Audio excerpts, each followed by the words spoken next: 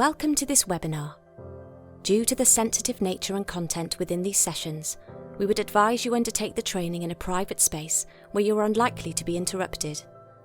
All contact numbers for the agencies mentioned within this webinar will be provided as a PDF file to download. We will use the words survivor and victim interchangeably to portray those on the receiving end of domestic abuse. Child-to-parent abuse.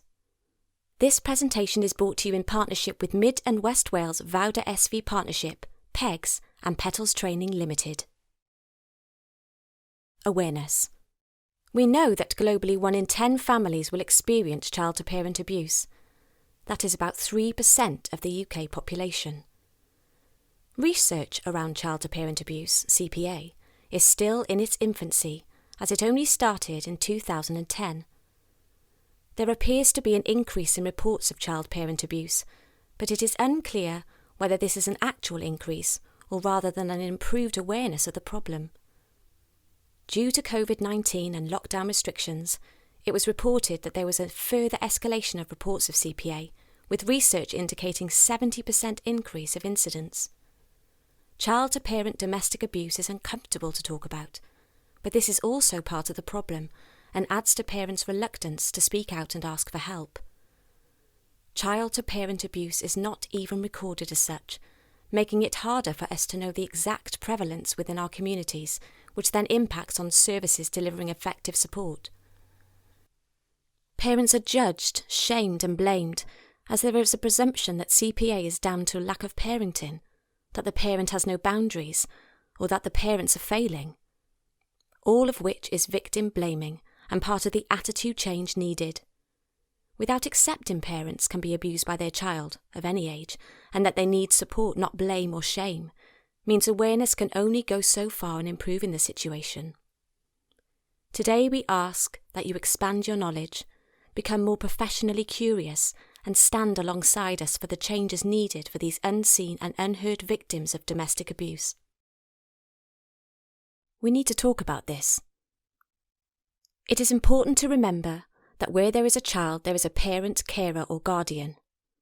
Child-to-parent abuse is real. We need, as a society, to recognise and understand CPA and appreciate these families' experiences, ensuring parent victims are effectively supported. Once you are a parent, you are always a parent, and your child will always be your child regardless of their age.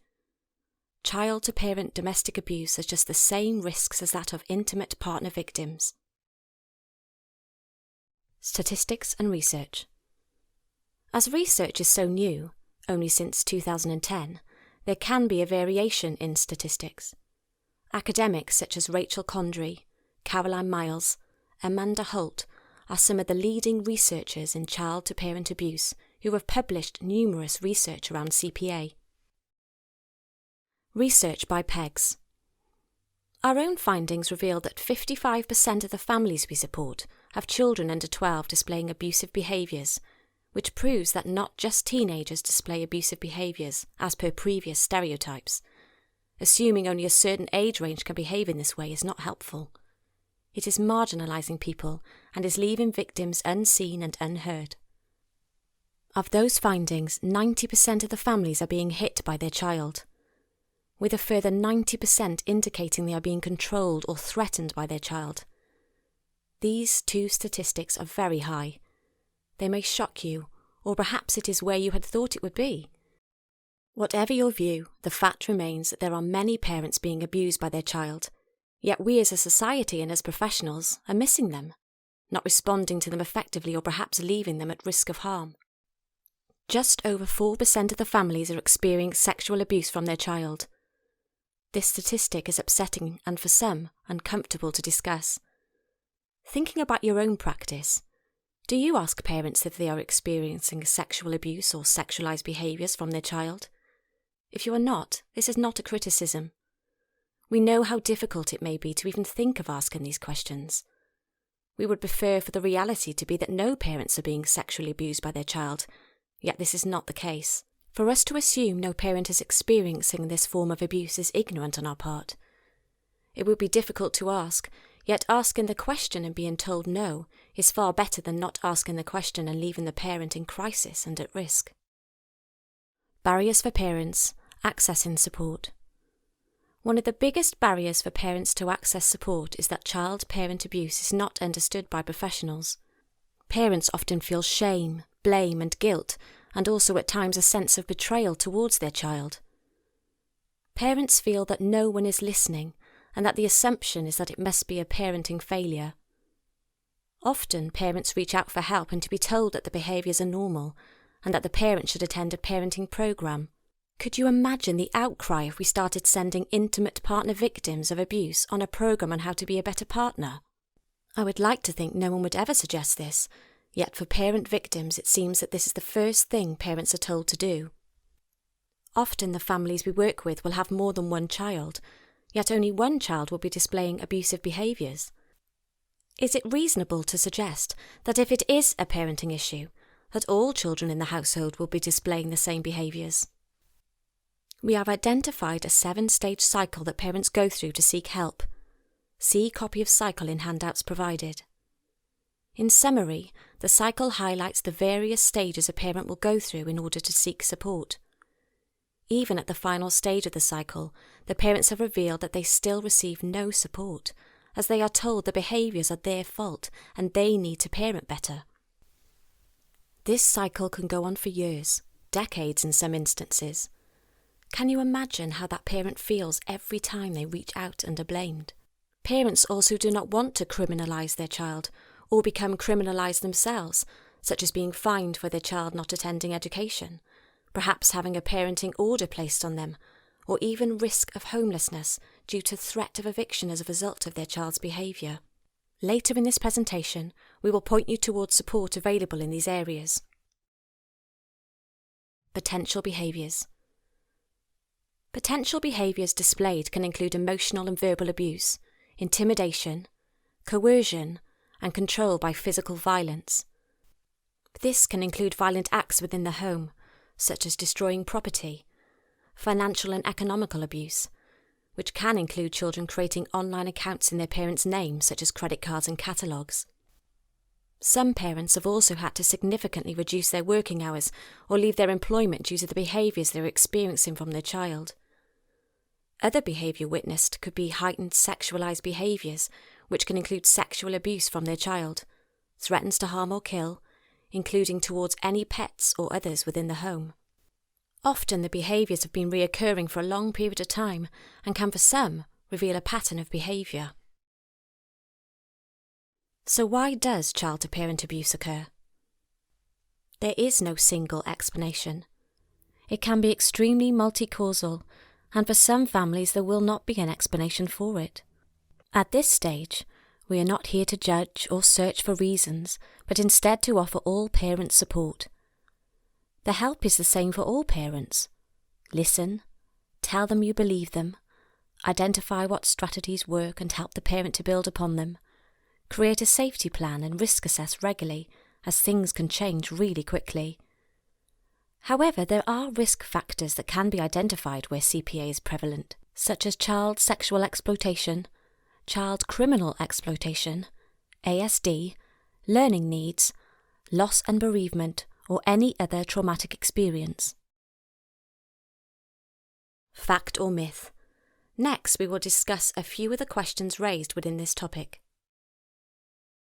The child must have experienced domestic abuse within the home. Myth.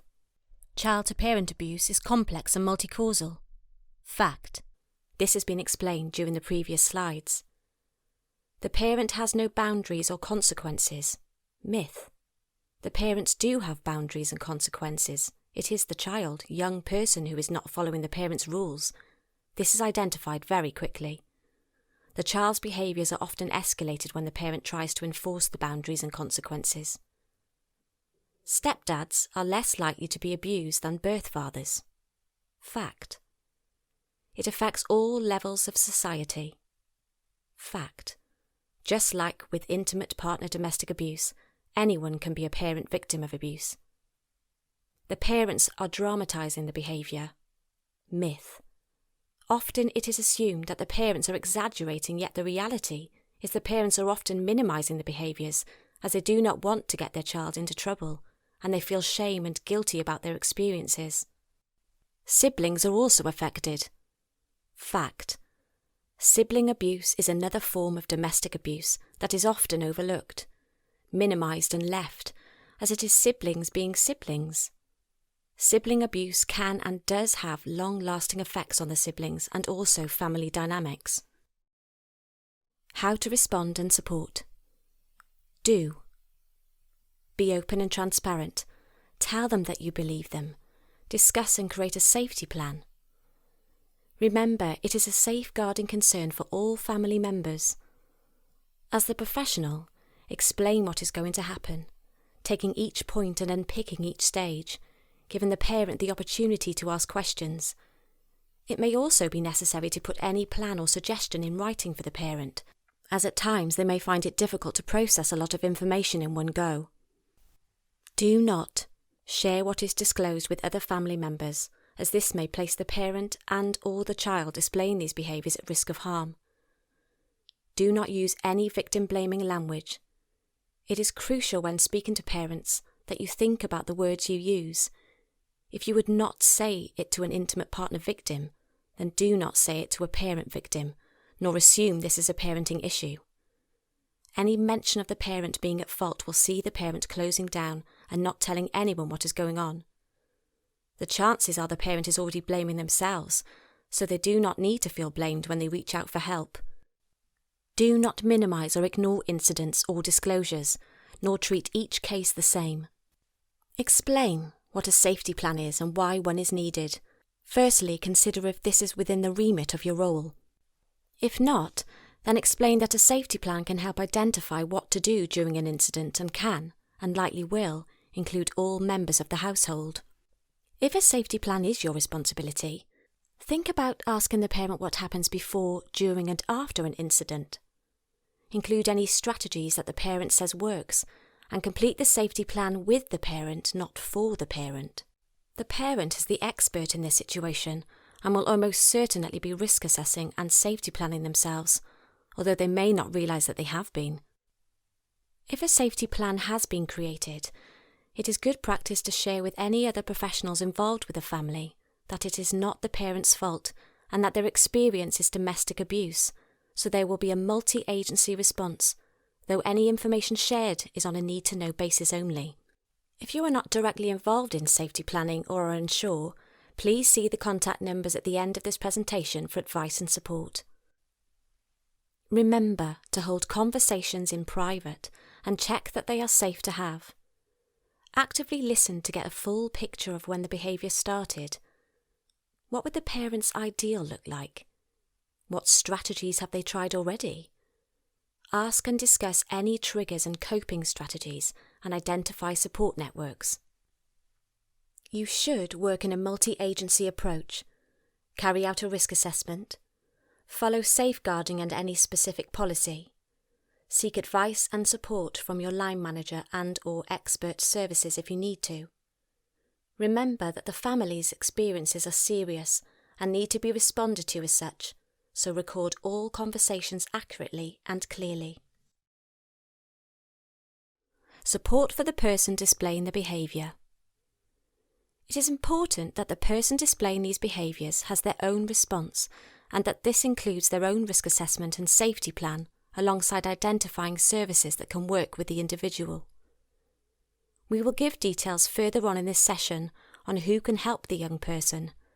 Again, if it is your responsibility to create risk assessments and safety plans, ensure that this is also shared with any other professionals working with the family, as this will help with the multi-agency working and ensure that there is a joined-up approach.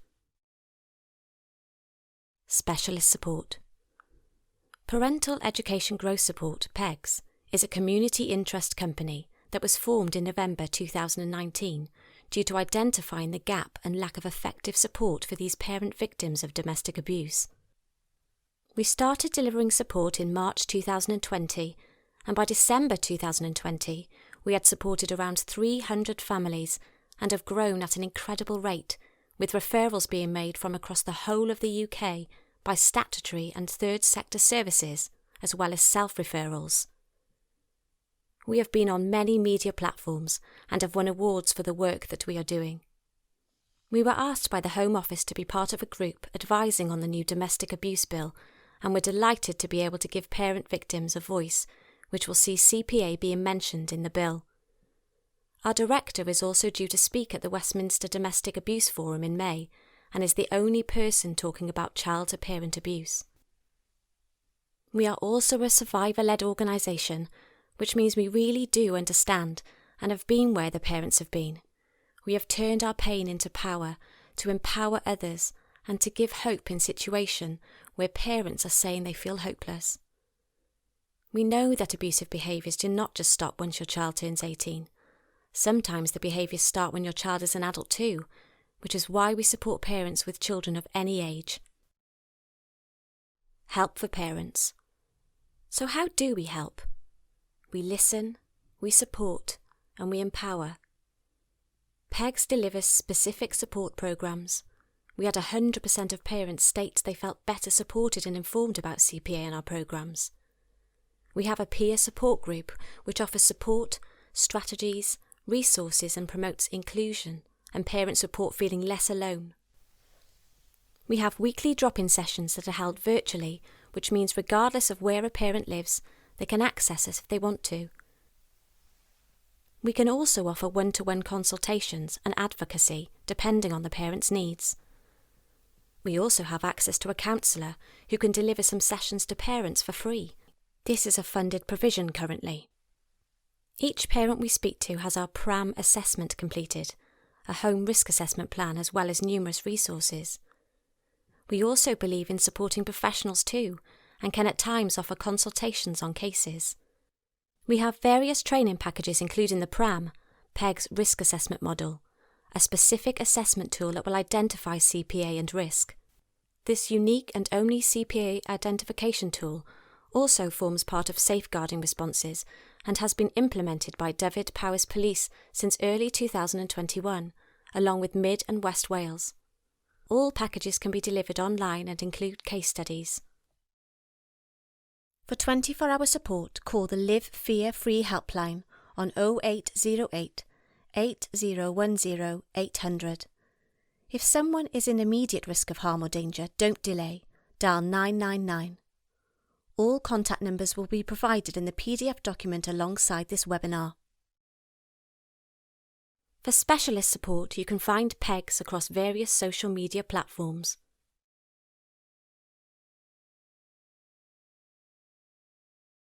The following 3 slides show the variety of organisations that offer support across Mid and West Wales.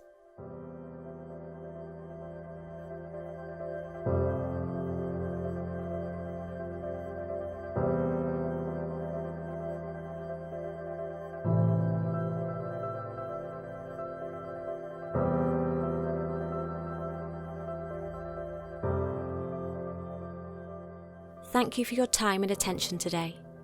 Contact details for all agencies within this presentation can be found within the PDF document attached.